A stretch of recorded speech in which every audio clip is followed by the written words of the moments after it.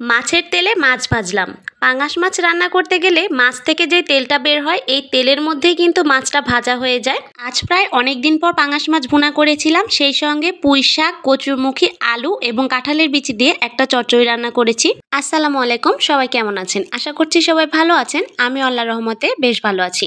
আজকে কচুরমুখী, কাঁঠালের বিচি, আলু এবং পুঁই শাক দিয়ে এই চচ্চড়িটা রান্না করব, আর এটা কিন্তু খেতে খুবই মজার হয়।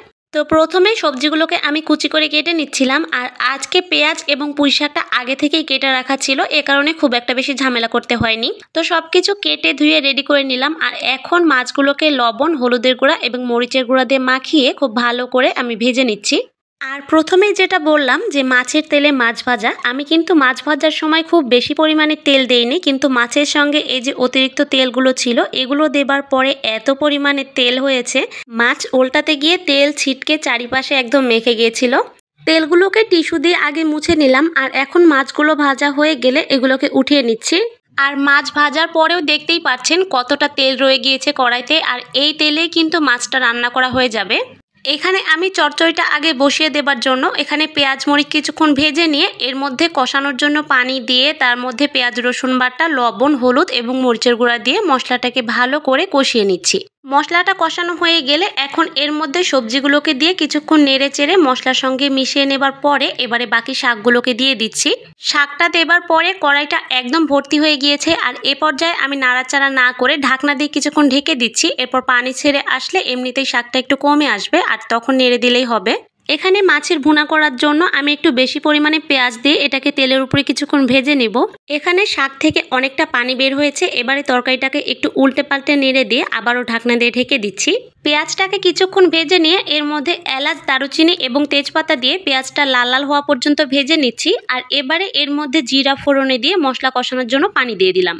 এখানে আমি 2 টেবিল চামচ পেঁয়াজ রসুন বাটা এবং 1 টেবিল চামচ আদা জিরা বাটা দিয়ে এর মধ্যে স্বাদমতো লবণ, হলুদের গুঁড়া, মরিচের গুঁড়া, ধনিয়ার গুঁড়া এবং সেই সঙ্গে 1/2 চা চামচ গরম মশলা গুঁড়া দিয়ে দিলাম। এদিকে তরকারিটাকে আরও একবার নেড়ে চেড়ে আমি ঢাকনা দিয়ে আবারও ঢেকে কিছুক্ষণ রান্না করে নিব। আর এখানে মশলাটা কষানো হয়ে গেলে এর মধ্যে মাছগুলোকে দিয়ে কিছুক্ষণ কষিয়ে নিয়ে এবারে এর মধ্যে একবারে ঝোলের পানিটা দিয়ে দিচ্ছি। এবারে ঢাকনা দিয়ে ঢেকে একটা বলক চলে আসলে এর মধ্যে জিরার গুঁড়া দিয়ে আমি নামিয়ে নিব। আর ব্যাস, মাছের তরকারিটা একদম রেডি। এখন এটাকে সাইডে রেখে আমি ভাত বসিয়ে দিচ্ছি। এখানে এই চচ্চড়িটা রান্না করা হয়ে গিয়েছে, এবারে শেষবারের মতো আরও একবার একটু উল্টে পাল্টে নেড়ে দিয়ে এবারে আমি নামিয়ে নিচ্ছি। আর এখানে মাছের এই তরকারিটা একটু বেশি পরিমাণেই রান্না করেছি, কারণ আজকে দুপুরে এবং রাতে খাওয়া হবে, আর সেই সঙ্গে এই যে সকালের জন্য আমি সামান্য একটু তুলে রেখে দিলাম।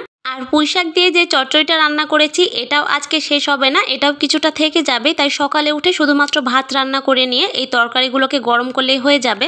রান্নাঘরের সব কাজ শেষ, এখন আমি থালা বাসনগুলোকে একদম ক্লিন করে শুকাতে দিয়ে যাব। এই কাজগুলো যদি ফেলে রাখা হয় তাহলে কিন্তু পরে আমার খুবই আলসেমি লাগে করতে, এ কারণে রান্নার সাথে সাথেই আমি করে রাখার চেষ্টা করি। আর এই বাড়তি কাজগুলোকে জমিয়ে রেখে ফ্রেশ মাইন্ডে রেস্টও নেওয়া যায় না, আর যেটা করতেই হবে সে কাজে অলসতা করে লাভ কি বলুন তো। আজকের ভিডিওটা এখানেই শেষ করছি, ভালো থাকবেন সবাই।